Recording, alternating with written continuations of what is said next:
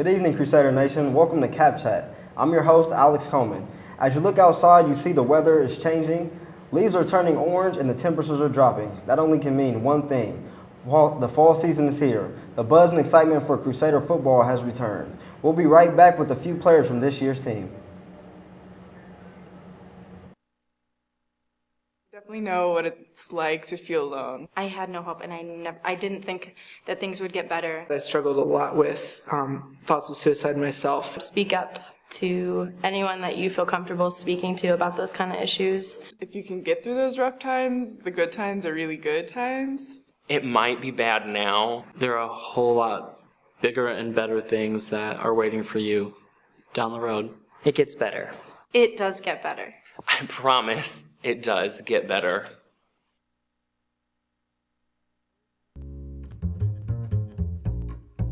What up, I'm Will, play the bass. We're a jazz group, but we play everything from Miles Davis to Tom Morello.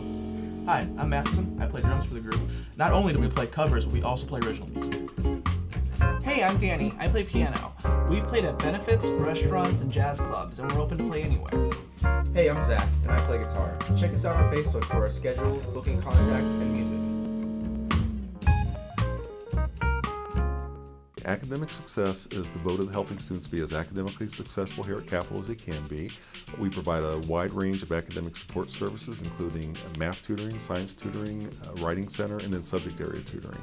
We're easy to find. We're right here on the second floor of the library, and they can get more information by either calling us at 236-6327, emailing us at academicsuccess@capital.edu, or just simply going to our website, www.capital.edu/academic success. Capital football has taken a turn, and their season begins with a new look offense. With the new head coach and ex-Naval Academy quarterback Craig Candido, the Crusaders are ready to take on the OAC in the hopes of earning a conference championship. We are joined today by Justin Bubar, Oliver Rao, and Andre Cousin. We'll start off by announcing what year are you and what position do you play here? I'm a senior here and I'm a wide receiver. I'm a sophomore school-wise, freshman eligibility-wise, and I play quarterback. I'm a senior and I'm a cornerback. And I'm your host, Alex Coleman. I'm a running back and I'm a senior. So last year with the 2-8 season, what preparations have been made to improve this season, and what have you done to improve yourselves as players? Well, personally, I've just been working my butt off in the off season, and just been trying to condition myself as much as I can to come back, because I know the new coach, he was not having anything less than great. Mm-hmm. So I got here in the winter actually of last season, and so I wasn't a part of the team last year, but I could tell right when I got here it was really intense, and the program has definitely taken a turn for the better. So since that point, I've just been kind of following everyone's lead. The seniors really kind of showed me how to follow them and work really hard, so I'm really excited to get Your the OAC season started. experience helps too, right? Because you were at John Carroll. Yes, I was at John Carroll before. They had a really good program, but they ran kind of a 5-wide spread offense, and obviously we're running the option now, which is what I ran in high school. Yeah. So excited to run it here at the quarterback position. I actually had surgery in the offseason on my shoulder. I tore my labrum last year. But, it set me back a little bit, but, I'm back ready to go. We worked hard in the offseason. We worked hard in camp leading up to the start of the season, and we're ready to go. We're hungry for it. Okay. With the new program that Coach Candido has put in, how do you feel about that? Have you enjoyed it, found it difficult? What transitions have you made towards that? it's definitely different because of the last season, and the attitude from last season was the opposite of what it is now. Everyone is really striving to win, and last season was just nothing short. Yeah. I mean, it was just bad. It was just, and so this off season we worked our butts off. Coach Nina pushed us to our limits, and he knew that we thought our limits were here, but we were really here. So he pushed us. Do you feel he's implemented his military background into this program? Do you feel more of a militarized program, especially with the transition from last year, where discipline was a question and things like that? Do you feel like it's changed here? Oh yeah, of course. Definitely, discipline-wise, we were the whole team's 180 from where it was last year. And, you know, from the conditioning we had to do in the off season and the 5:30 a.m.s and in the snow, I mean, Navy SEAL crawls, everything like that. Definitely his Navy background is implemented into what we're doing now. Yeah, and you and Andre both are 4-year seniors? Yes, here? we are. Yeah. So what do you think the transition over that span of time has been? Has this been the most disciplined season you've seen?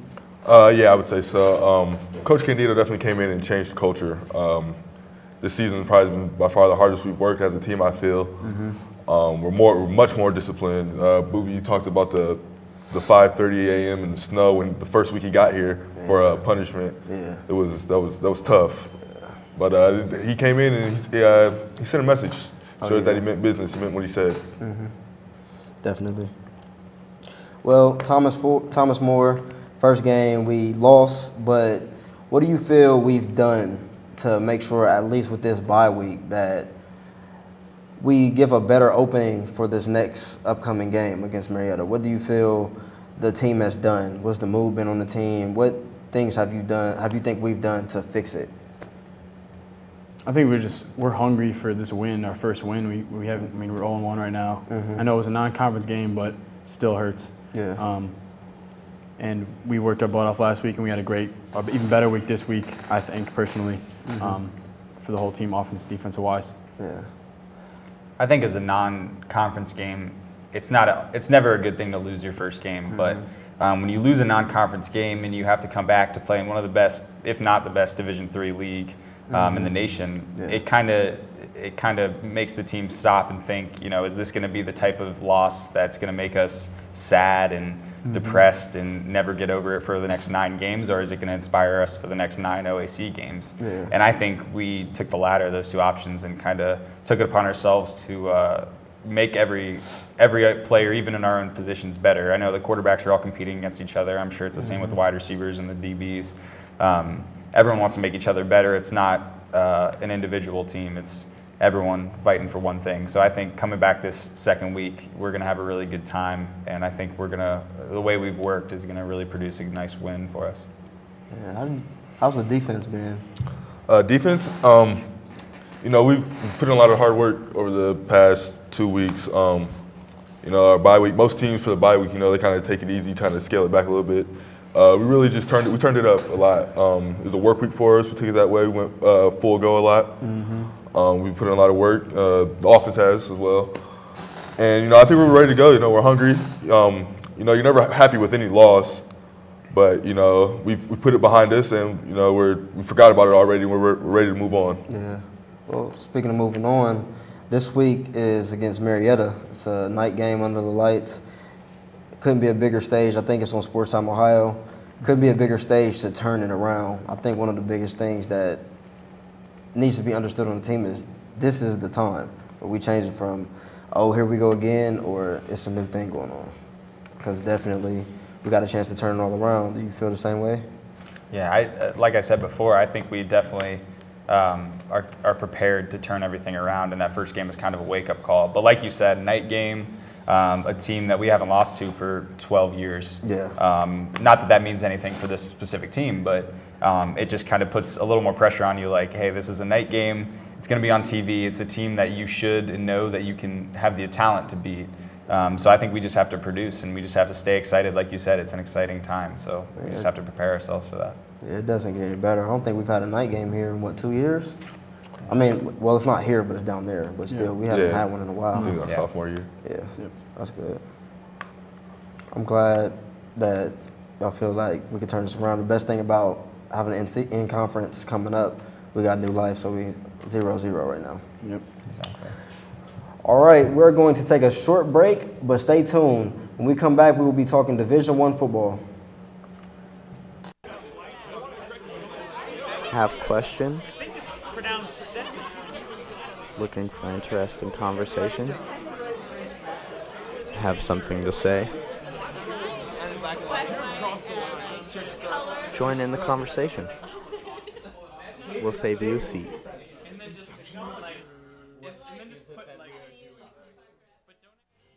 The Capital University Rock Ensemble is in its 7th season and was founded by Dr. Mark Lockstamper. as kind of an alternative for the students who maybe didn't fit into our jazz combos, into big band, or into the choirs. So we're a fully functioning rock band. We can travel anywhere. We're singing everything from Jason Mraz to Grace Potter and the Nocturnals to Styx. So there's a little something for everyone. Check us out on Facebook and Twitter.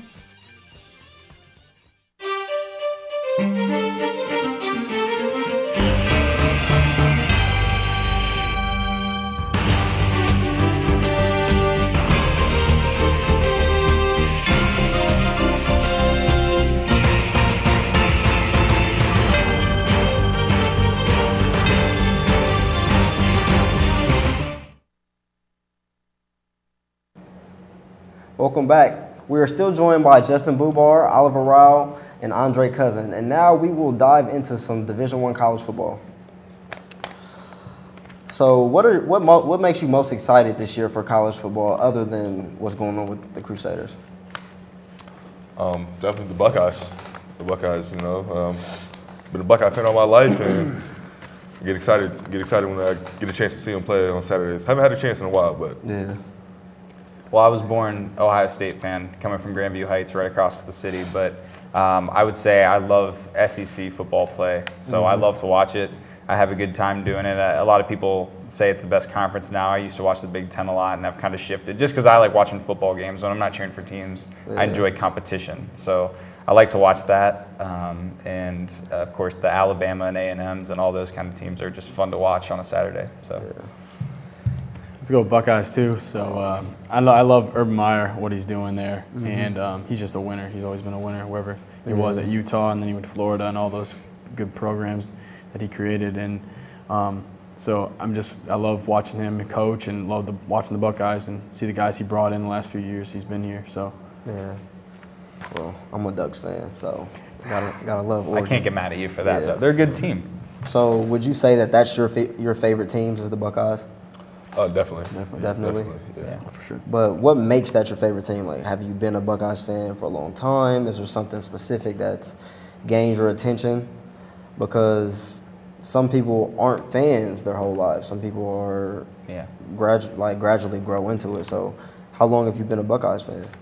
Well, I think growing up in Columbus like I have, it's hard not to be. I mean, you have so many outlets for Buckeye football. Everywhere has a Buckeye theme on Saturdays, and there's jerseys everywhere, and everyone's asking where are you watching the Buckeye game. So it's kind of something you grow up with in the Columbus area, and you can't really shake it, especially when you get a chance to go to all the football games like I did coming from Columbus. I got tickets almost every Saturday to all those home games and stuff, and it's just one of those things that you can't really deny. You walk into the stadium, or you even see the tailgates at the stadium, and it's just so much different than anything you'll ever experience. It's a big deal, and it always has been. The stadium's filled up for even their non-conference games where they play 1AA schools. So as long as that's the case and there's 105,000 people sitting in the stands, I think I'm going to be a Buckeye fan. So. Yeah, that's pretty much our pro team here in Columbus. Exactly. Well, exactly. We don't have an NFL team, so I don't think that we need one, honestly, at this point. Not at all. Both my parents graduated from Ohio State. They're Ohio State alum. You know, I've just been a Buckeye fan all my life. You know, growing up, watching football, I was never watching the Browns or the Bengals because, you know, not very good. But, you know, it's Ohio State football. It's what I've known my whole life. So. But you had a cousin, though, right? That plays, I think he plays for the Packers now. Yes. But he went to Iowa, and you said you had another one to play for Michigan State. So how was that? Those are two Big Ten teams. So when they played against each other, did you have like a green, black, red shirt or something? Nah, I was always rooting for the Buckeyes, but I wanted my cousins to do well. I was rooting for. I mean, I went to the Iowa-Ohio State game, and Micah actually got a pick against Terrell Pryor in the end zone. I cheered for that. I mean, I wasn't too happy with Terrell Pryor, but I was happy for Micah. Okay. Yeah, my mom, she graduated from Ohio State, but I really haven't been an Ohio State fan since about the 06 year, like Troy Smith last year, because that's, to me, that's like the last year of Ohio State football. It's like since then, I've just been rolling with the Ducks. Like Ohio State just isn't the same to me anymore. No, I agree. I started watching on that 2002 season where they had the success and obviously won the national championship. And it's funny that you say that because to that point with Troy Smith, I remember I used to cut out all the newspapers and I would hang them all up on my walls until my whole room was covered with like Chris Gamble and Troy Smith and all those people. So I agree with you completely. It kind of fell off a little bit, but I'm getting excited now that we're doing well again. So definitely. So who would you say your favorite college football player is right now? I mean, clearly not talking about the Crusaders because we're the best team, but who would you say your favorite player is, Justin? I have to say Kenny Guyton. Kenny He's Guyton? exciting to watch. So I mean, he's the best quarterback on the team right now. Right now he is. Period. I got to say the controversial guy. I'm going to say Johnny Manziel. Oh, Lord. I know that gets a lot of groans when you say that. It goes one of two ways. My roommate and I, Bo Hardy, actually the running back for the Crusaders, we both are huge Johnny Manziel fans. We have a few pictures hanging up of him on our walls and stuff. But he's controversial, but you can't deny how good he is. I mean, he's the most explosive player. He won the Heisman as a freshman. That's undeniable. That's a fact. And every game that he's in, he just changes from the get-go. He's the biggest impact player, I think, in college football. So I love to watch him. We're going to come back to that guy. Okay. Who's your favorite? Me, I think I'll go defensive, and I'll go with Bradley Roby. Plays my position, and he's pretty good at what he does. Yeah, not shut down like me, but. Yeah, I got to go with DeAnthony Thomas. I mean, I know you say Manziel is the most explosive, but I don't know if he holds a candle. He just plays for Oregon. They're all good, you know, and that's true. Quarterback's pretty ridiculous too. Yeah. Marcus Mariota is like amazing. So back to Manziel, there's been a big discrepancy or a big issue with compensation of players and getting paid for giving autographs. Do you think college athletes should be paid, should be compensated for their services? I do personally. I don't know about these guys, but I do only because I think that it's undeniable that they're superstars. I think that to act like they're regular college football players is absurd. They're not. Johnny Manziel is a huge deal. He walks into a room, people know who he is. Same thing goes with Terrell Pryor when he played, or Troy Smith. I mean, it's any of those big name people, or I'm sure even the Oregon players, they walk anywhere on campus, people are going to want their autograph. And people are going to be throwing money at them too for free things. It makes sense. Like when you go into team shops, stuff like that, it's not a coincidence that whoever the best player is, their number's up. Clearly you can't put their name on the back. But I mean, and that's the thing. Who else is number 2 for Texas A&M? Exactly. And they're making millions of dollars off that every year, and people are walking around yelling their names as they're wearing their jerseys, but they see $0 of that. Exactly. So I think that's kind of hard to argue. I see that you agree. Yeah. But you shaking your head no over there. Why you think they don't deserve it? Well, my friend plays for Eastern Kentucky. He plays basketball there, and he's got a free ride. They pay for his books, they pay for everything, and then he gets he gets a card with money on it for housing, whatever he wants to pay. He can buy shoes, whatever. I mean, he gets money, and that gets replenished every 3 months. So he's technically getting paid. It's part of the NCAA rules, but so he's gonna get out of college with no debt. He's gonna be and he's gonna have money still, and I don't think they should be paid. They're already getting paid in a sense. So that's my only thing against it. Okay, Heisman Trophy pick. Who is it? Kenny Guyton. I love it. The underdog, Kenny Guyton. Teddy Bridgewater. National championship. Ohio State. Roll Tide. I'll go with either Oregon or Stanford. Go Ducks. Got to go with them. We'll be taking one last break, and when we return, we will ask our guests what they think about NFL football.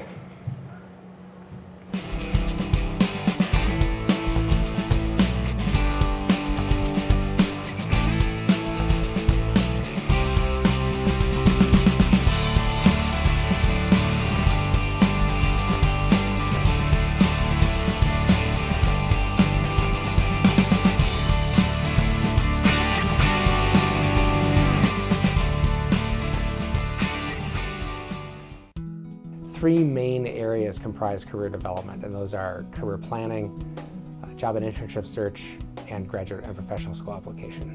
Some of the most popular services are reviewing resumes, choosing and changing majors, and finding internships and jobs. You can find us on the second floor of Blackmore Library. Our drop-in hours are posted there, and you can make an appointment too. Most of our resources, including our contact information, are available on our website. We help you figure out what you want to do, and then we'll help you do it. Are you ready? Take your game to the next level with Capital University's Ultimate Disc Team. Have fun with great people while learning to compete at this ultimate sport. Come join us for late night pickup every Tuesday, Thursday, and Sunday at 10 p.m. on Renner Lawn. All skill levels are welcome. Catch it with CU Disc. Welcome back. Now we will be talking about what is happening in the NFL. Of course, these are Ohio guys, so obviously I know there's some Browns fans up here, some Bengals fans. Who would you say your favorite team is, and why is that your favorite team? Well, I'm actually I'm from Cleveland, so I kind of a little Browns fan, but I'm also a Dolphins fan. Ooh, a Dolphins fan. Yes, I am. So would you be more Browns or more Dolphins? More Browns. More Browns? Yeah. So how do you feel about Trent Richardson getting traded? Well, I just heard about that, and I'm pretty upset about that. That's not, trading one of your best players and you don't have many guys, that's not a smart idea. And it's just for a first-round pick. So I'm pretty sure people are upset with that. Yeah.